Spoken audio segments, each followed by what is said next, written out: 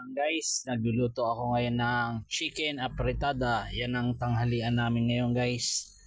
Yan guys, so malapit na siya maluto. Yan, happy tummy everyone. Kain po tayo.